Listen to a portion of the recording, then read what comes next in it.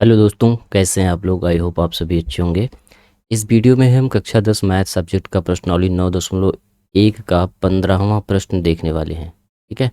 15वां प्रश्न कह रहा है कि एक सीधा राजमार्ग एक मीनार के पाद बिंदु तक जाता है। राजमार्ग बी से क्यू तक है, मतलब राजमार्ग बहुत लंबा होता है, तो हम यहाँ से यहाँ तक मान के चल रहे हैं। मीनार के शिखर पर खड़ा एक आदमी एक कार को 30 अंश के अवनमन कोण पर देखता है। ये मीनार है तुम्हारा ओ क्यू। यहाँ पर एक आदमी खड़ा है, यहाँ से एक कार को देखता है जो कि 30 अंश के अवनमन कोण से उस कार को देखता है, जो कि मीनार के पाद बिंदु की ओर एक समान चाल से जाता है।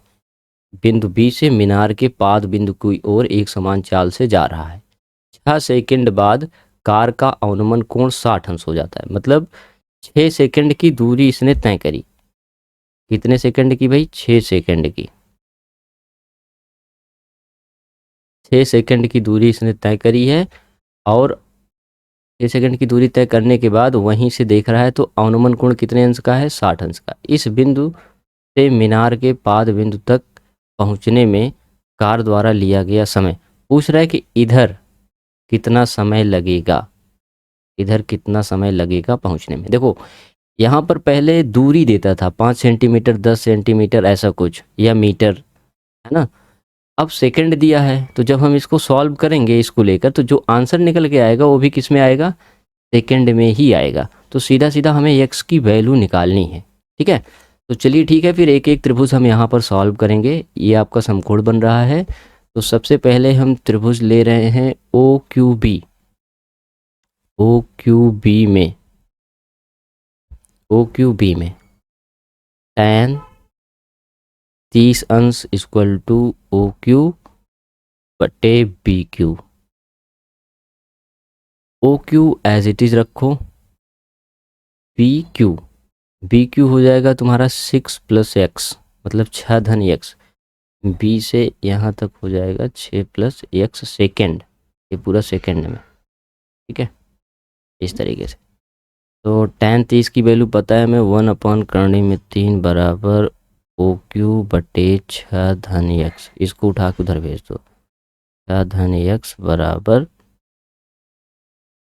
बटे करणी में 3। एक इसकी वैल्यू आ गई ओ क्यू की। अभी हम ओ क्यू का ही मान निकालेंगे।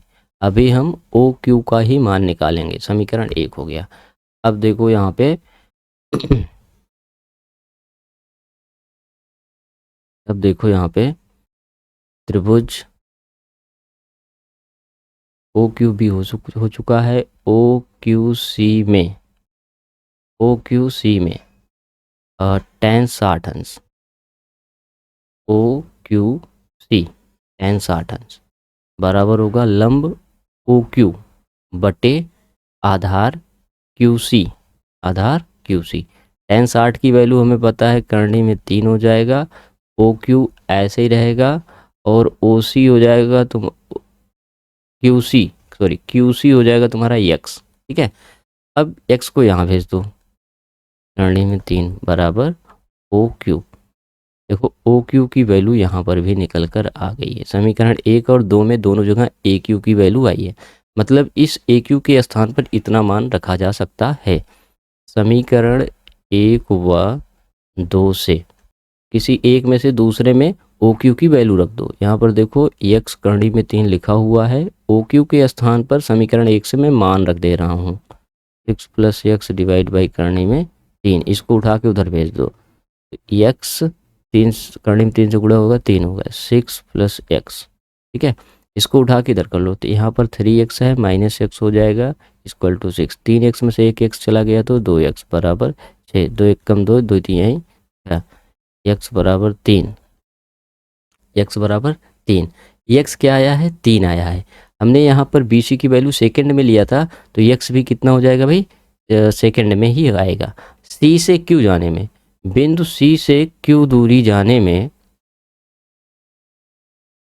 बिंदु सी से बिंदु क्यू, जो कि मीनार का पाद बिंदु है, तक जाने में लगा समय 3 सेकंड है। ठीक है, इस तरीके से हाइट एंड डिस्टेंस का आखिरी क्वेश्चन भी आपका फिनिश होता है। हम मिलते हैं फिर नेक्स्ट टॉपिक के साथ, नए अध्याय के साथ अगली वीडियो में। तब तक के लिए tata, bye bye, take care.